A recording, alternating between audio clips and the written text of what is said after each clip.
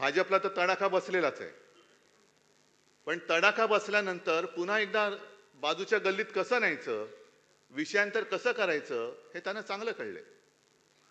म्हणून निवडणूक झाल्यानंतर ताबडतोब सुरू केलं की उद्धव ठाकरे हे पुन्हा मोदी सोबत जाणार, एनडीए मध्ये जाणार. जायचं? ज्याने आपल्याला संपवायचा प्रयत्न केला, आपल्या मातेसमान शिवसेना खतम करण्याचा प्रयत्न केला, त्या नालायकांबरोबर पुन्हा जायचं? मी तुम्हाला सगळ्यांना विचारतोय. म्हणजे त्यांना काय होतंय की गैरसमज पसरून द्यायचा आणि स्वतःचं अपयश झाकून ठेवायचं. अहो तुमचं तुम्ही बघा ना, आमचं कशाला वाकून बघताय? तुमचं काय काय उघडं पडलंय ते तुम्ही बघा. कशी तुमची वरपासून खालपर्यंत अगदी बरोबर काय बोललात, फाटली आहे.